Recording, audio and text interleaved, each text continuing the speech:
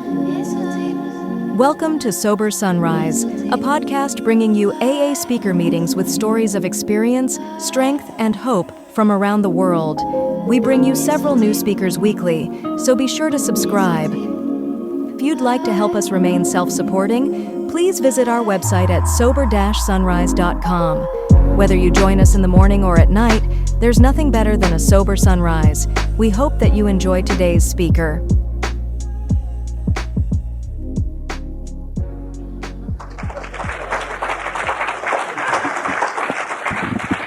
That's humility, John. My wife says I'm about as humble as Hitler.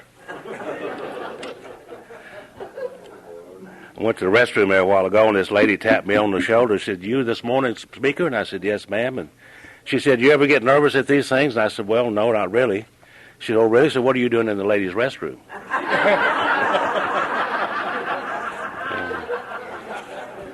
And so, boy, went in the bar there, and he said, "Bartender said, pour me 10 drinks as quick as you can, 10 doubles." And he poured them up, and the guy started drinking them down. And the bartender said, "I've never seen anybody drink like that." He said, "What's the hurry?"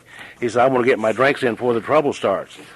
He said, "Well, what kind of trouble are you expecting?" He said, "I don't have any money."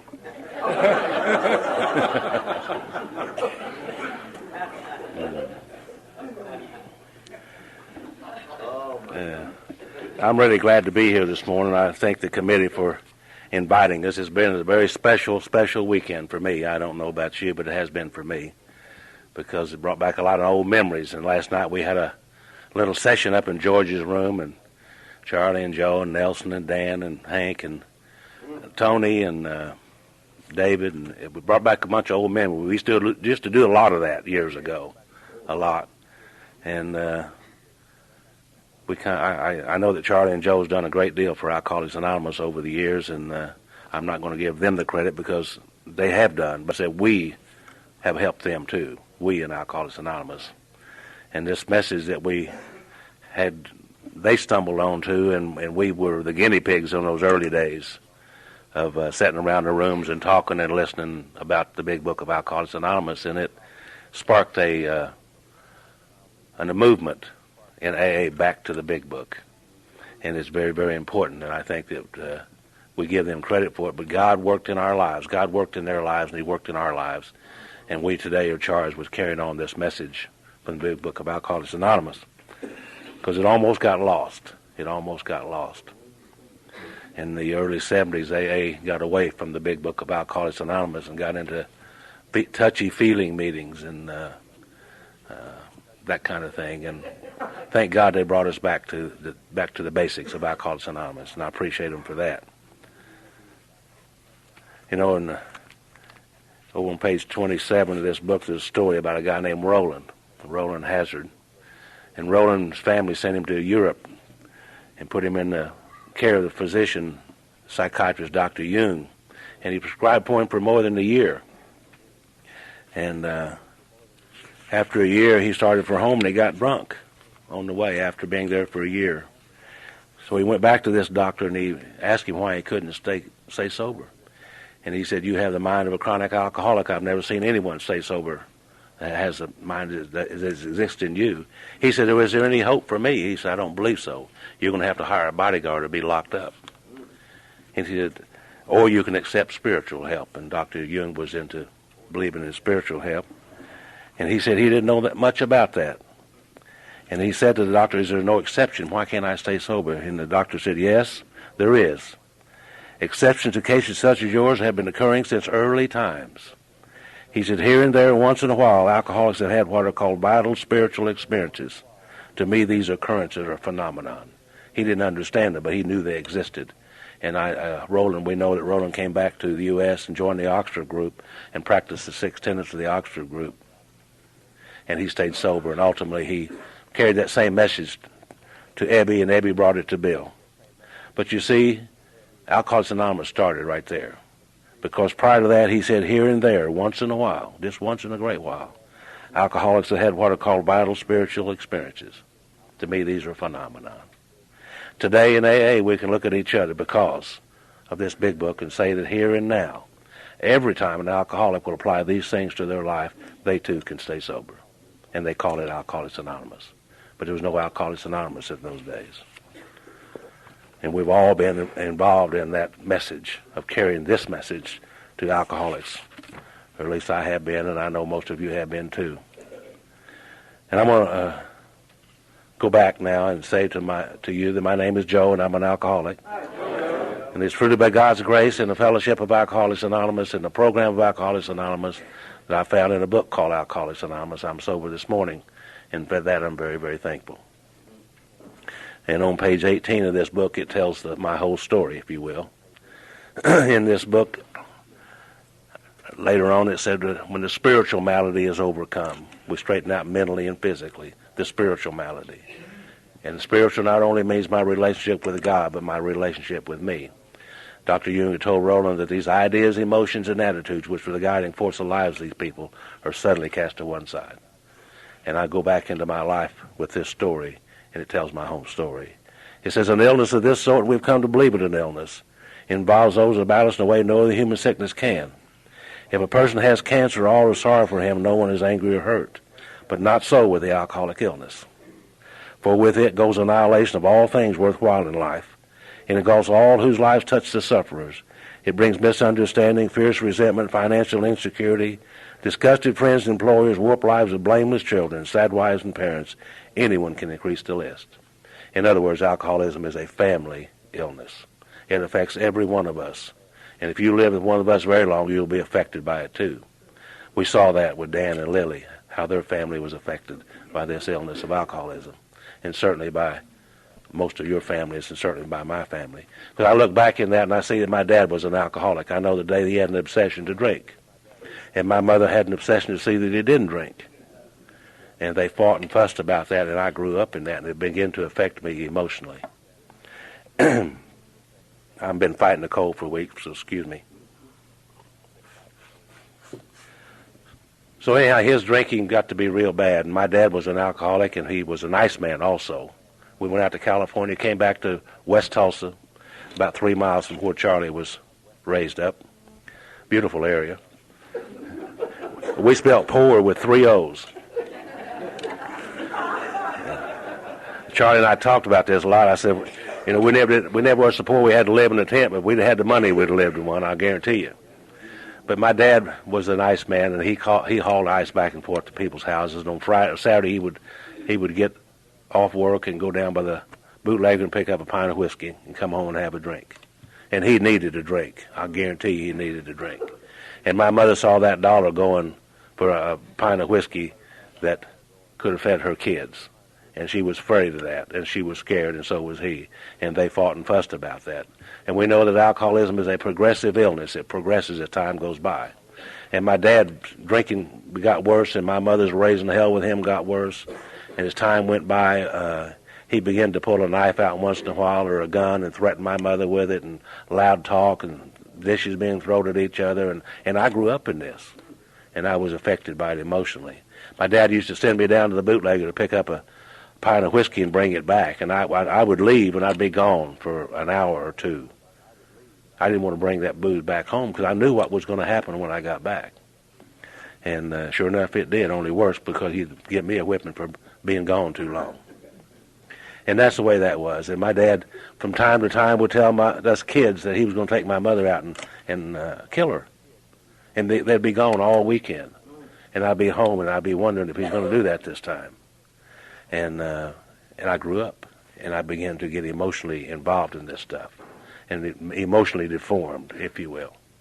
When my dad's drinking got to be so bad, my mother finally had to have him committed to the Eastern State Hospital at Bonita, the local nut house over there. And he was to stay there till he got well. Now think about that.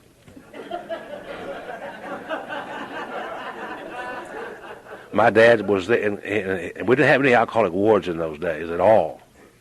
But they put him in the criminally insane ward, and that's what they did with alcoholics in those days, 1949, 50, and 51. And he was there for 3 years and 7 months and 13 days. And that's what they did with alcoholics in those days. Now, my most formidable years, 8, 9, 10, 11 years old, and I began to get a lot of ideas, emotions, and attitudes which would become the guiding force of my life because of these experiences. My brother and I used to hitchhike up there from time to time and take him a couple of dollars and a carton of cigarettes. And I was to go into the criminally insane ward, and I saw things in there that you're not supposed to see. Really bad things. Dan knows what I'm talking about. Bad things. And I got a lot of ideas, emotions, and attitudes along the way. On my way home, my brother and I would be hitchhiking home. And an idea came to me one day. I said, if God, you got to blame it on somebody, right, when you're 7 or 8 years old. I said, if God is going to do this to me and to us, and to hell with him. I'll not be asking God for anything anymore, forever. I'm through with him. And another thought came to me one day was this. If it hurts like this to love people, I'm going to quit loving people too. It hurts too bad. So I began to push people out of my life. And another thought came to me was this. If anything good is going to happen in my life, it's going to happen because I, alone, without any help from anybody, made it that way. So I didn't need God, nothing, or nobody. And those became the guiding forces of my life. Now, the way those things manifested in my life, by the way, those are not very good coping skills, if you will. They get you in trouble. They get you arrested. They get you put in jail. They get you put in prison. They get you divorced. Of course, I didn't know that, but that's the way I lived. I was threatened. If you threatened me, I lashed out at you. And that's the way I lived my life. And the way these things manifested primarily was that I want what I want when I want it. Because if you don't have a God in your life, you got to live by what? By your instincts. And I wanted to satisfy my basic instincts for power, money, sex, and those things. And I lived my life, and those were the only reasons for my life. I was trying to satisfy those basic instincts with life. So, and I wanted what I wanted when I wanted it. And from time to time, I wouldn't get what I wanted when I wanted it. Quite often, as a matter of fact. And I would be a little restless and irritable and discontented. And generally disappointed because I didn't get what I wanted. And from time to time after that, from time to time, I would get what I wanted. And it was just what I thought it was going to be. The only problem with that is that they only last a little while. And you know what? Then I would become disappointed in what I had arrived at and achieved, and I would be a little restless and irritable and discontented, and I'd be generally angry because is this all there is? If you arrive at certain goals and they say, is this all there is? So you end up frustrated again. Well, as time went by, I began to, my uncle was a bootlegger, and he used to hire me over there when I was 11 years old, 10 and 11 years old, to pitch pints for him at night. And I started drinking a little of that White Lightning. Boy, I liked it. It changed the way that I thought and the way that I felt right away. And I liked that. I really did. Made me feel good. And as time went by, I began to get in a little trouble, and I drank a little more and drank a little more, and had a mammoth car wreck when I was 17 years old, damn near killed myself, and run off from the highway patrol, and they arrested me, and always a long story, but I was never supposed to walk again, but fortunately I got over that and got into some more trouble. And George and I went into service about then when I got out of that, and I met my friend George Gibbs here, who was to become a part of my life years later.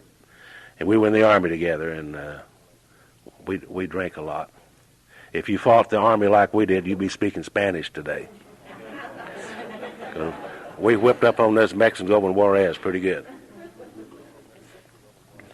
But yeah, I got out of the Army, and I decided I was going to get married, and I started dating this gal, and she had 2 kids, and she decided we were going to get married. After a while, and after we got married, and before then we were drinking a lot together. We got married, and she decided it'd be a good idea that we didn't drink. Now, she decided that. And I kind of thought that was a good idea. And so I quit drinking. I didn't drink any for a year or so. But after a while, I kind of got a little restless and irritable and discontented and generally mad about my marriage and stuff and disappointed. And I wanted to make some more money because, you see, I don't have God in my life, so I have to satisfy these instincts. And I remember these 2 guys that I used to run with at work, and we'd go down by the bar after work and have 3 of us would split a pint, and we would talk about business and ways to make money and chattering in millions and, talking in thousands. We didn't have a damn money, but we talked a lot about it. And I liked that, trying to figure out a way. And I'd come home and my wife would be very upset, be mad for me being out at 6:30 or 7 o'clock in the evening. And then of course, I couldn't quit doing it, so the next day I'd do it again, and I'd get home at 7:30, 8 o'clock, and she'd become mad. And I'd come home some night, and she'd have my stuff all laying out in the damn yard. Y'all know what I mean by stuff, don't you? Dirty T-shirts, dirty shorts. They never throw out anything that's clean. I don't know why they don't. And she'd do that, and then from time to time she'd file divorce on me and make off with the money and put a restraining order on me. And she did that 4 times, by the way, and make me mad every time. And finally, the last time I was sitting at the bar one night, and I'd been gone about 3 months, and I got to thinking. Now, y'all know either drink or think, but don't get the two of them mixed up. But I was drinking, and I got to thinking, well, old Rose hasn't seen me in about 3 months, and I bet she's lonely. I mean, wouldn't you be if you hadn't seen me about 3 months? So I went over to the house, and I knocked on the door, and she peeked out. Well, what I did, I just broke in and got into my house, and there sat an old boy in my recliner, big old boy. And he's watching my TV with my wife in my house. And I'm making payments on all that. Well, what are you going to do? Well, I did. I jumped on that old boy, and he liked to beat me to death on my own living room floor. Put me outside and told me not to ever come back. Oh, that made me mad. After all I'd done to her. After all I'd done for her, and she'd treat me like that. Well, I start thinking real good right here. I'll start really thinking good. And I said to myself, Joe, you're going to drink, right? Yeah. Well, now you need to find a woman that does drink, because these women that don't drink are mean and ugly. They throw your stuff out in the yard and divorce you. So I started looking around the bars, high and low, for me, a woman that drinks. And I was sitting in the bar with the Zebra Lounge, beautiful place. And I was sitting at the bar, kind of like, my head over. Phyllis walks in. And I've been watching Phyllis for a long time around the bar. She'd get there early and after work and stay there till late, and we'd all go out to the club. And I didn't really know Phyllis. But I remember this particular night, the bartender said, Phyllis, what are you drinking? And she said, I'll have some of what he's drinking. She was attracted to that. Can you imagine that? Now, what happened was that I had come out of that divorce, and it was nasty. And it hurt. It was terrible, resentful. And I had a list of things this long that my next one was not going to do to me. And I didn't know it at the time, but Phyllis had a list of things that was this long that she wasn't going to let me do to her, because she'd come out of a nasty divorce too. And we get into our relationship, so to speak, and we're trying to enforce our list on each other. No way to deal with those emotions, no way. And it has had to be bad. But for some reason or other, I don't know why, but we got married. I know when we were first introduced, Phyllis looked at me and said, well, Joe, you look like my third husband. I said, my God, how many have you had? And she said, 2. Yeah. I like that, Well, we had nothing but trouble. And we couldn't drink together. We couldn't go any place together. We couldn't stay at home together. We couldn't do nothing together because of our list and our emotions that we had. So we kind of made a deal. We made a pact, so to speak, unwritten, unspoken. But Phyllis would go that way, drinking, and I would go that way, drinking. And we wouldn't bother each other. And that was our deal. Well, I had a little mobile home up on the Grand Lake, Keystone, and had a little mobile that I didn't think she knew about. Well, one night in the middle of the night, there was a knock on the door. And I peeked out. What it was, she just broke in, is what she did. Embarrassed me in front of my girlfriend. Her daughter was with us, and really, I was not having a good time. The next morning I got up, all my stuff laid out in the yard like it's supposed to be. She stole my car. I had to call my boss to come out there and get me 25 miles out there and bring me to work. Terrible time. And so I said, well, the heck with her. After all I've done to her, after all I've done for her, and her treat me like this. And I said, I'm going to drink as often as I want to drink, as long as I want to drink, when I want to drink, day or night, and I don't give a damn who knows it. And that's exactly what I did. And I drank a bunch. And I used to buy whiskey by Canadian Club by the case, and I drank it, a lot of it. Well, that mobile home that I had out there got full of mice. Rats is what they were. Big ones, not that long. Well, they did. And I'd be laying there at nights and look up, and one jumped right out of the ceiling, right onto the bed. And I just kicked the far out of him. And he'd go, and then pretty soon another one jumped down.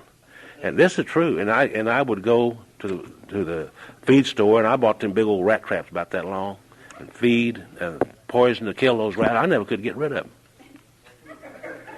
I sold that place quick. I'd bought it for $10,000 and sold it for $5 just to get rid of it. I couldn't stand it out there. Oh, by the way, when you see drunks, and I don't see them much anymore like this, but if they tell you they're seeing things, they're seeing things. Believe me, they are. You may not see them, but they're seeing them, and they're scary. So I moved back to Tulsa into a nice little one-bedroom apartment, and got all my stuff squared away, and I began to drink and drink and drink and drink. And a typical day of my drinking was like on Friday. I would be, after work, I would start drinking and then drink most of the night till early in the morning. And then Saturday morning I'd wake up, come to, and I'd be laying there on the couch. And I had a nice bedroom back there, but you know what? I never did go back there other than to walk through there to the bathroom. Didn't have any sheets on it. No, the lamps didn't have any bulbs in it. I was just too busy. I was too busy to get that stuff. And the truth of the matter is, I was sleeping on the couch where the TV and the radio was, and the lamp with a light bulb, because there was noise there. I was in bad company when I was by myself, by the way. And so I drank. And the Saturday morning I wake up, and I'd have me 3 or 4 drinks, 2 or 3 cigarettes, and I'd go back to sleep. In the evening after lunch, I'd have 2 or 3 cigarettes and 4 or 5 drinks, and I'd go. That's passing out, by the way, but I went back to sleep myself. And late that evening, I get up, this particular Saturday evening, had me 3 or 4 drinks and 4 or 5 cigarettes. And by now, I'm popping those White Crosses like they're popcorn, and I took off drinking, going to my places that I drank. And it seemed like I couldn't stay anywhere very long. And I was busy. And I ended up over a place called the Misty Dawn over in West Tulsa. Beautiful place. I almost smell it now. Now, the Misty Dawn was a place where there were some guys that I grew up with, and we had some troubles many years ago, and they were out to get me. They owned that bar, and I knew they owned that bar. A couple of weeks prior to this particular night, I was over there, and some of my friends had to get their guns out and pull it on these people to get me out of there before these guys hurt me. This night, I'm back over there. Now, I don't know what kind of insanity that is, but that's some kind of insanity. And I'd been drinking hard that day, really hard. And I was sitting on the bar stool about midnight, and I had a real sick feeling in my stomach. It was really sick. It wasn't a throwing up sick. It was just a sick feeling. Felt like the whole inside was just going to drop out of me. A sick feeling. And I didn't know what that was. I found out later.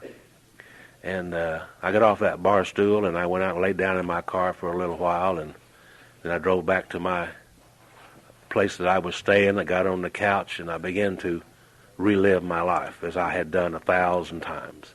When Bill says his mind raced uncontrollably, I know what that means, because that's what my mind did.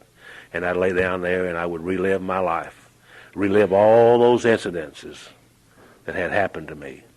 People would hurt me, and I would feel the pain again, and then I'd have to have some more drinks, and I'd relive this. I'd relived it over and over. 1,000 times I have relived those experiences. And finally, about early that Sunday morning, I did 2 things that Sunday morning that I hadn't done in many, many, many, many, many, many years. Things I didn't do up till then. And one of them was that I wanted to get my life straightened out. I always wanted to get my life straightened out. I wanted to get back with Phyllis and repair the damage that we'd done in our marriage and to Gail. I really wanted to do that. And I didn't know how not to do that. I didn't know how I was going to do it. And I did something that I hadn't done. I got on the side of that couch and I said, God, if you'll help me to find a way to stay sober, I'll do what I can from this day forward for you. I made a deal. And I'm not sure you can make a deal like that, really, but I did. And after a couple hours, it began to look like that God wasn't going to help me. And I remember my friend George, who had been in AA, he told me, 3 or 4 years prior to this. And I called George. I said, George, are you still a member of that A&A? See, I didn't know what it was. And he said, yes, he was. And I said, would you help me? See, I asked God for help, and I asked another human being for help. 2 things that I don't do. And George came over to my house, and he basically stayed with me for the next 3 days, wiping the sweat off of my brow and the slobber off my lips and whatever, just taking care of me, talking to me, and being with me. And I'll never forget that as long as I live. You see, that's the best of Alcoholics Anonymous. I didn't even know then that that was the best. It is the best. I wish I could find me a drunk to work with like that. I need a drunk like that today. I surely do. So yeah, George stayed with me. And then he took me my very first AA meeting, November 3rd, 1973. And I haven't had a drink since that Sunday morning. Thank God. Now this is something happened. Very, very important happened to me. In my very first meeting, I sat down, I looked around the rooms at you folks. Thought came to me, what's a nice guy like me doing in a place like this with people like you? Man, I don't even drink with people like this. And here I am trying to stay sober. Something very important happened. Sunday morning, I was as humble and hopeless and powerless as I had ever been in my life. Asking for help. I get my help, come to AA on Tuesday night. That old ego of mine began to come back. Just 3 days not drinking. And I said, I don't need this. I made a mistake. Thank God I got over that. Because I kept remembering, see, that morning, that Sunday morning, on that floor asking God for help. And that experience has helped me many, many, many times over these years. I've been asked to do a lot of things in Alcoholics Anonymous, and I didn't want to do hardly any of them. But I kept remembering that Sunday morning. God, if you'll help me find a way to stay sober, I'll do what I can from this day forward. And I think that the secret word in Alcoholics Anonymous is yes. Yes. You know, I was come into Alcoholics Anonymous, I was hopeless, helpless, worthless, drunk, and I felt terrible. And after a while, they asked me to be an alternate GSR. A year later, I was a GSR. See, I was an SOB when I got here, and a year later I was a GSR. Man, I'm doing great. But I started going to meetings. And I'll never forget but George had been with me, and on Wednesday night I said, where is the meeting? See, I'm going to go to the meeting. He told me where it was, and I lived about 1.5 miles from there. And I said, well, I'll make it. He said, I've got to work. I've been, he had. So I started for the meeting. I've been all over Tulsa all my life. And couldn't get to 29th and Peoria from 51st and Lewis.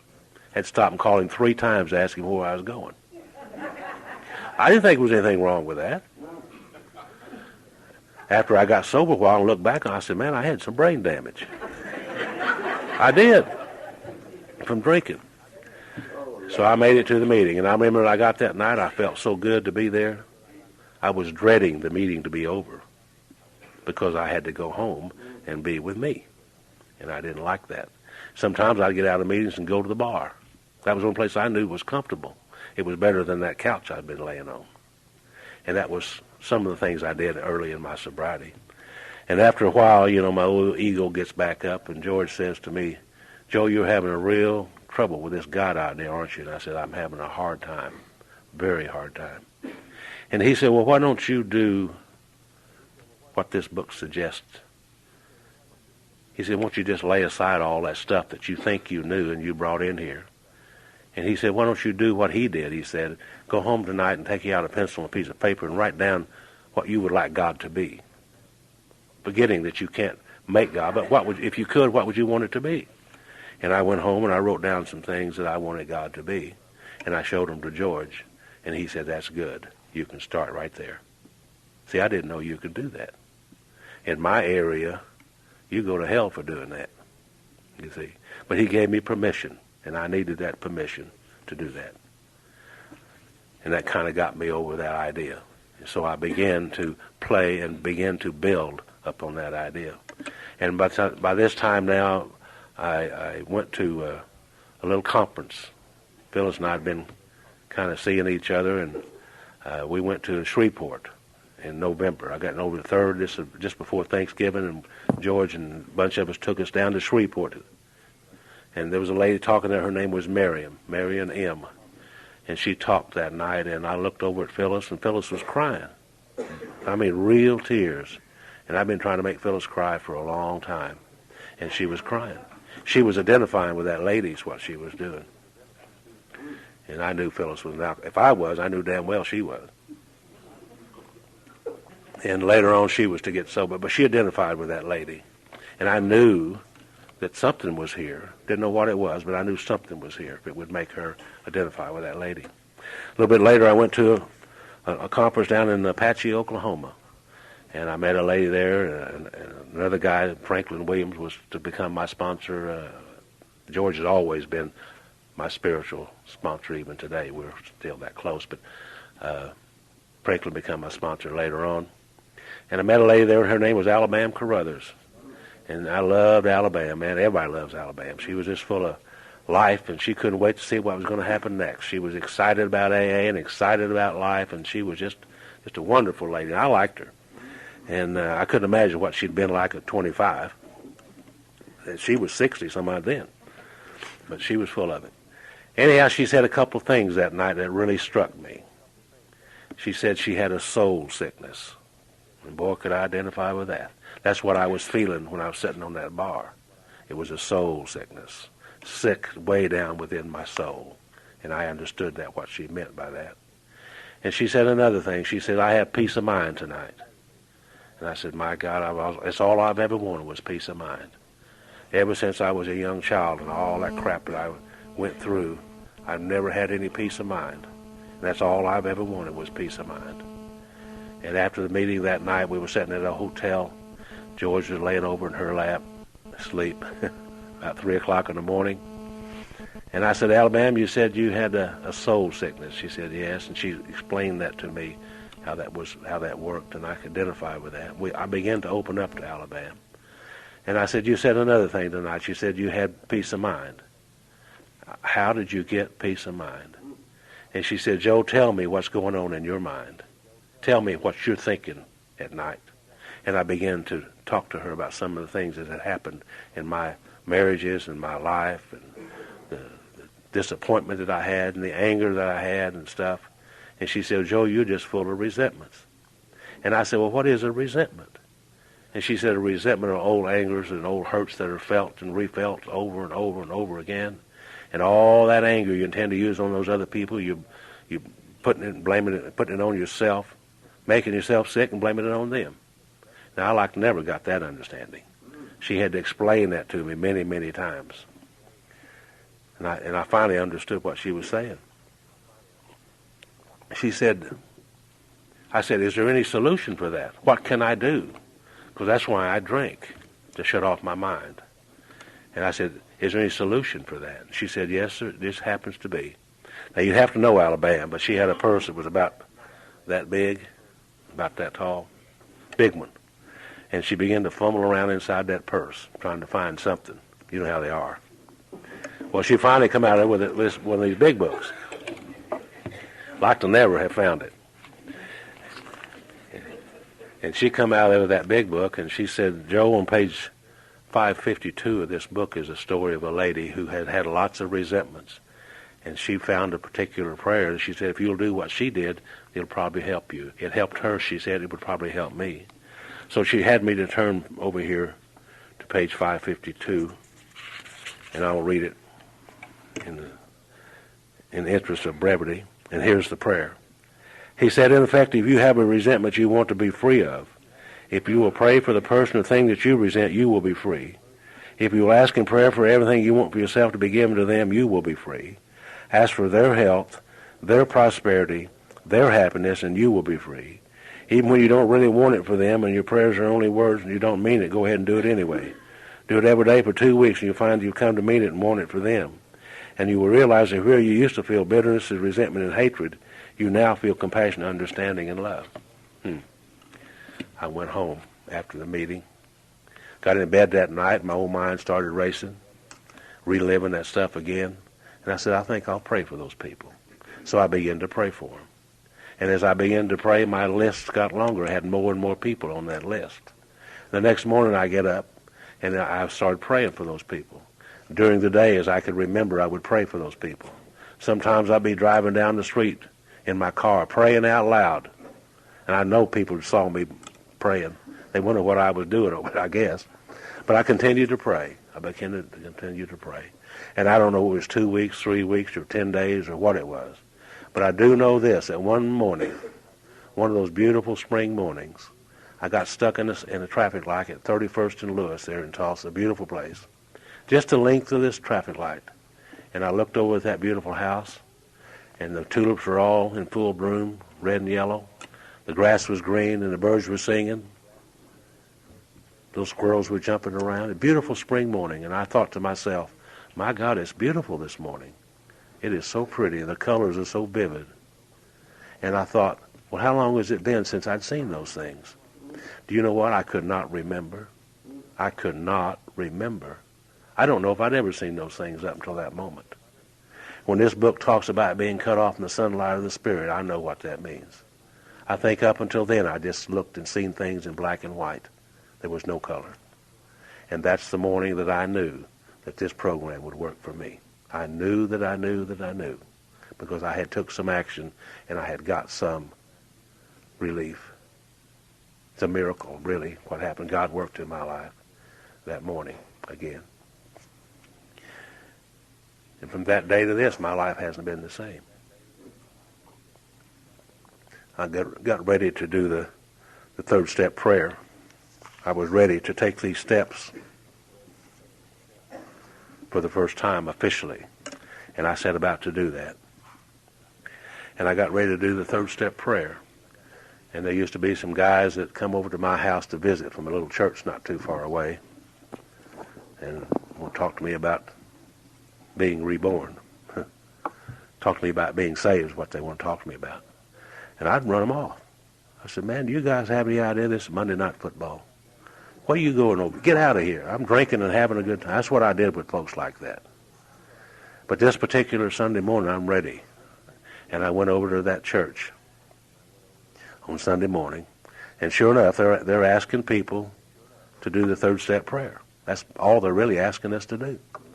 And I went over that Sunday morning. Got there about 2 or 3 minutes before 11. Well, I want to get there too early. I might hear something that would help me, you see. And I got there about 2 or 3 minutes before 11, and they asked people to come down there and do the third step prayer.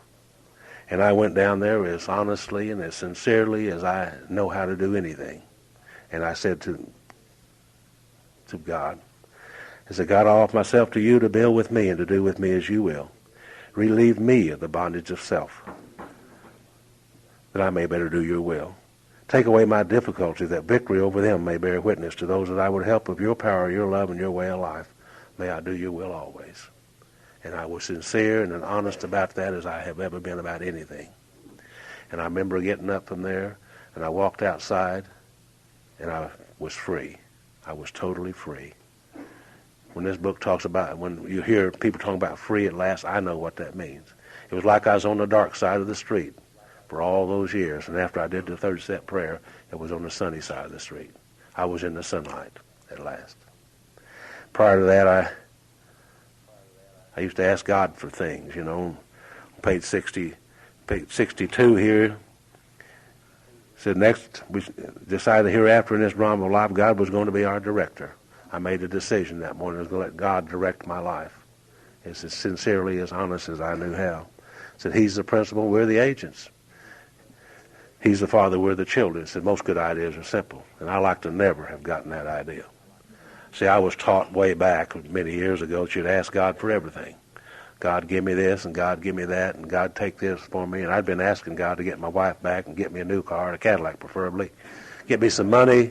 I was asking, use God like you would an errand boy, you see. Send him out and take care of stuff. Well, as I got sober and began to read that other big book, the story in there said he worked for 6 days, and then he rested. Now, to my knowledge, he never did go back to work anymore. Well, it looks to me like if there's going to be any work being done around here, it's going to be me. That seems to be the way it is, because he's the principal, we're the agents. He's the father, we're the children. He's the boss. I work for him. He doesn't work for me. I work for him, you see. Most good ideas are simple, and I like to have never gotten that one. Well, finally it did. And on page 63 it said, when we sincerely took such a position, that one, all sorts of remarkable things followed. We had a new employer. Being all-powerful, he provided what we needed if we kept close to him and performed his work well. See, I'm supposed to perform his work well. Established on such a footing, we became less and less interested in ourselves, our little plans and designs. More and more, we became interested in seeing what we could contribute to life. I would always been a taker. Give me this and give me that. Takers are losers, not only in AA, but in life. Takers are losers. Those that give seem to be the ones that do well. Of course, I didn't know that. He said, as we felt new power flow in, as we enjoyed peace of mind, as we discovered we could face life successfully, we became conscious of his presence. We began to lose our fear of today, tomorrow, and the hereafter. He said we were reborn. And I didn't understand what that reborn meant. Those people used to talk to me about being reborn, and I didn't understand. And I read in that other book, this guy, Nicodemus, asked that guy, he said, what do you mean by being reborn? Do you mean I got to go back into my mother's womb? I can just see him shaking his head. He said, man, didn't you go to the university? Aren't you smart? Don't you know you can't do that? When I talk to you about being reborn, I'm talking about the renewing of your mind. Old ideas cast aside, new ones accepted. Ideas, emotions, and attitudes, which are the guiding force of my life. That's why I needed to do an inventory. I needed to find out what the ideas, emotions, and attitudes that I had garnered throughout my many years of living wrongly, hurting people. I need to find out what was right and wrong about my thinking. And that's why the inventory process. And I have to do my own inventory. Not all people think alike, you know. And I shared that with Franklin. And I'll never forget, I went over there and talked to Franklin about those things. And he helped me see things about me that I couldn't see. He said a solitary self-appraisal insufficient. I did the very best I could do with the limited knowledge that I had. And I needed somebody who was objective, who could look at me and see things that I couldn't see. See, there's nothing between him and I except air. But between me and me was a lifetime of rationalization and justification. And I needed someone to help me see things that I couldn't see. I've heard all my life, you know the truth will set you free. And if I'm not free, it's because I don't know the truth. And the truth comes from people who love us enough to tell us the truth. They will risk their friendship by telling us the truth. And those are the people who really, really love you. And I found that out. My wife tells me the truth all the time, even today. Because she loves me, you see. So now I could see what I had become. By this time, by the inventory, I could see what I had become, and I did not like what I had become. I used to come into these meetings, and I'd stand in the back of the room, and I was ashamed.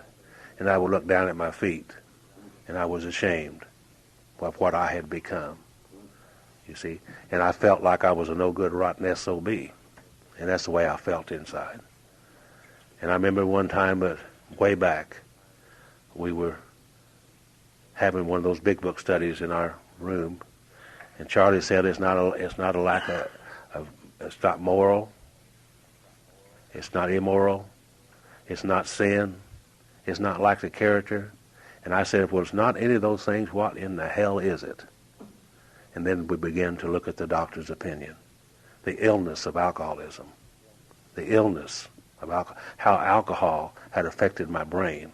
And of course, if your brain is affected, and it doesn't do well, then you don't do well out there either, you see, because you act out on what you've been thinking. And I was restless, irritable, discontented, and full of guilt, shame, and remorse, and resentful, and selfish, and self-centered. And of course, I didn't know that, you see. But the doctor's opinion helped me so much. And this book, by the way, the doctor's opinion is in the first part of the book. Extremely important information. And I ran around Alcoholics Anonymous there a couple of years saying I was an alcoholic, and I didn't know what an alcoholic was. You see? I think it's very, very, very important that we understand what our problem is. And the doctor's opinion explains that, and they explained that for me. And I'll never forget one day I was walking down the hallway, and old Tony back there said, "Hey, Joe, you want to go listen to these guys talk about the big book?" I said, "Well, yeah, I'll do that." Yes, you see the key word? Yes, I'll do that.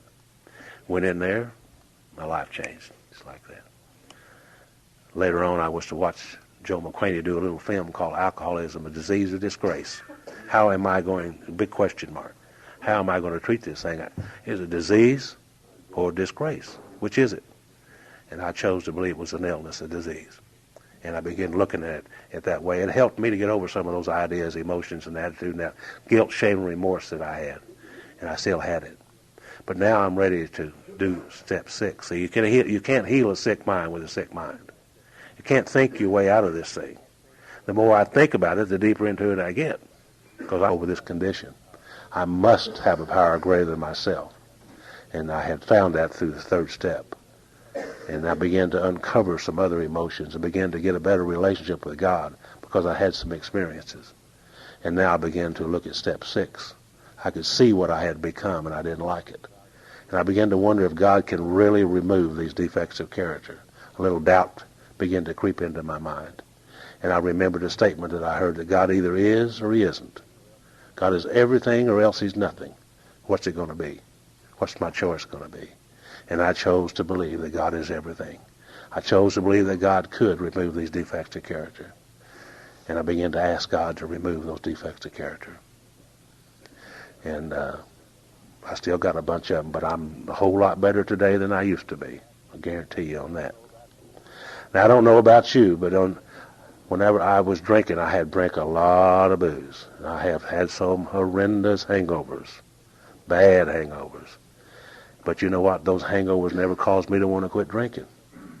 I have been so drunk and so sicked up that I have thrown up a little blood from time to time. Very sick.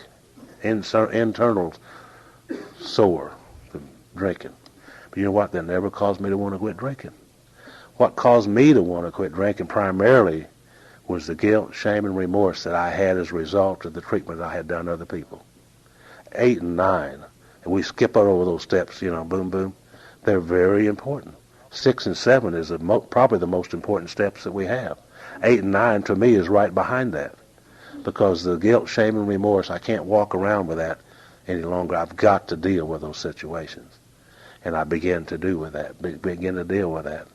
And I went over to see Phyllis one morning and knocked on the door, and she peeked out, and I kind of didn't break my way in, but I kind of forced my way in a little bit.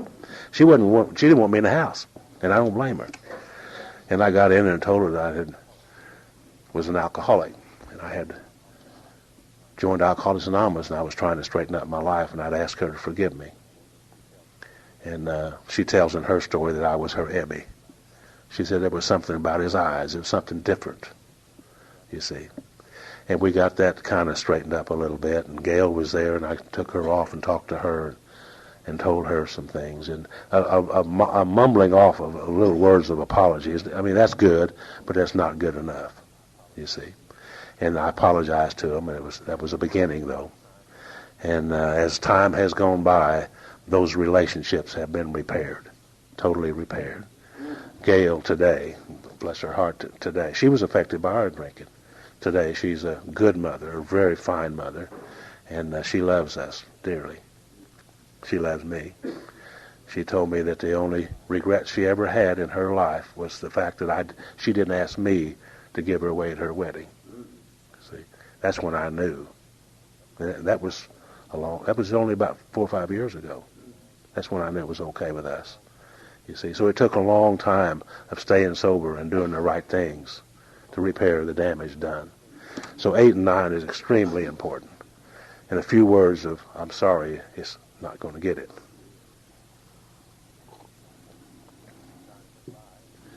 Time went by, and Phyllis eventually continued to drink, and her drinking was bugging the hell out of me, and my staying sober was bugging the hell out of her.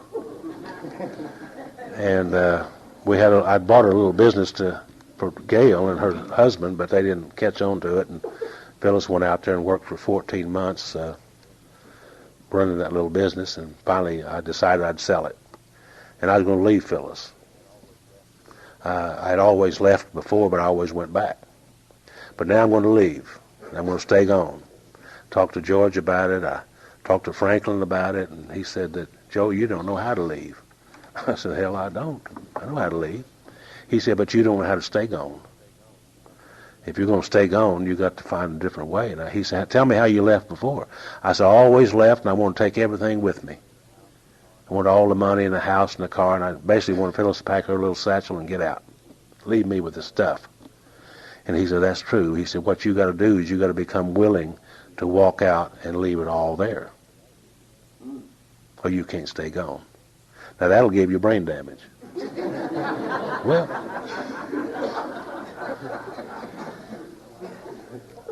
so I started praying about that, as he suggested. Can't heal a sick mind with a sick mind. So I started praying about that.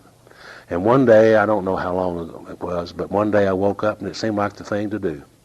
It just seemed like, okay, I'll do that. And we sold that little business on a Tuesday, and Saturday morning I got a $25,000 cashier's check, and I never threatened Phyllis with this or even told her about it. And Sunday morning I intended to get up and sign that check over to Phyllis and leave. That was my plan. That night we went to our group, it's the old fellowship group, and they hand out these little desire to stay sober chips. And Phyllis got up and got her desire to stay sober chip that night. Made me madder than hell. Well, it did. I'm leaving in the morning.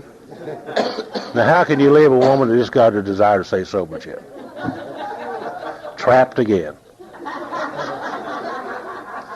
Now, is that odd or is that God?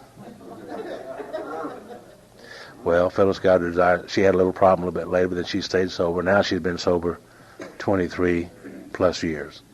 Very active. We've dedicated our lives to Alcoholics Anonymous because I love what I get from Alcoholics Anonymous. Dan was talking about it, you know. Give it a couple hours a day and get 22 hours in addition. How can you outgive that? Just give up 2 hours and get 22. Man, it can't be a deal like that. Can never pay it back, so I just keep making payments on it, you see, and keep getting more. And so Phyllis stayed sober, and we've been actively involved in Alcoholics Anonymous for years. I was a delegate from Oklahoma to General Service Conference. Sometime later, a couple, 4 years later, Phyllis was a delegate to the General Service. We've been actively involved in Alcoholics Anonymous. Today she managed our central office there in Tulsa.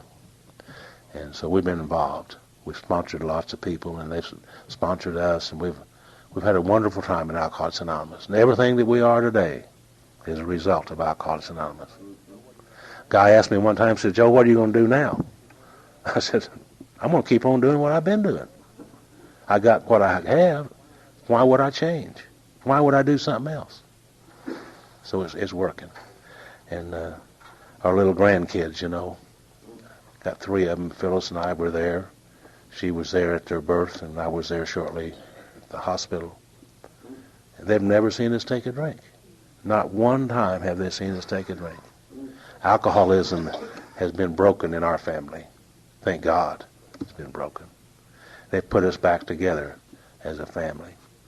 And that just doesn't exist for us. Just doesn't exist. I know there's a little story that I read in that other book, and I'm going to close with this. And this guy who was practicing these principles and carrying this message was walking around teaching these things. And he was at a meeting one night. And he said to them, he said, the things that I do, he said, you can do also, and even greater. He made a promise to us. And 2 guys heard this, and they went home after that meeting, and they picked up their friend who was sick, and they brought him back to the meeting the next night on a stretcher, and brought him on a cot, and brought him back in. They were going to take him before this guy. Well, they couldn't get in there because it was standing room only. And I like to think they were alcoholics, because they took him up on the roof, and they chopped a hole in the roof, and they let him down in there. And he looked at this guy, and he looked up at them, and he said, well, it's by your faith that this man is healed. The fellowship of Alcoholics Anonymous. It was by the faith of those people in the fellowship of Alcoholics Anonymous. When I got here, I didn't have any, but it was by their faith that I was able to stick around, so that I too could come to believe, so that I too could work these steps, so that I too could get these experiences, so that I too could have a spiritual awakening. And it was by their faith. The fellowship is extremely, extremely important. I didn't have any faith. I believed that you did, and that's what the fellowship did for me. Later on, he was in a little town called Cernan, and he was carrying a message that night, and after the meeting was over with, they were standing around drinking. They were drinking wine in those days. They were all winos, and having a little smoke, and they were talking and fellowshipping. And somebody told him about a fellow they had locked up in a cave on the side of the hill. This guy said, I'm going to go up there and see him. They said, man, you don't want to go see him. This guy is selfish and self-centered to the extreme, inconsiderate, fearful, resentful. He's harmed a lot of people. We got him locked up in a cave and chained to the wall so he won't hurt himself or you or other people. He said, yeah, but I want to go up there and talk to him. I said, what's his name? He said his name was Legions, for he was many. Many defects of character, you see. So he went up and talked to that guy for a little while, and he cut loose the chains of resentment and anger, fear, turned him loose and let him be free, just like he did for me. And he wrote a little step for us right here. He said, Legion said, can I go with you and do what you do? He's seen those other 12 going with him. He said, can I go with you and do what you do? And he said, no, Legions. He said, what I want you to do is stay here and tell people what happened to you. Thank you very much for having me here.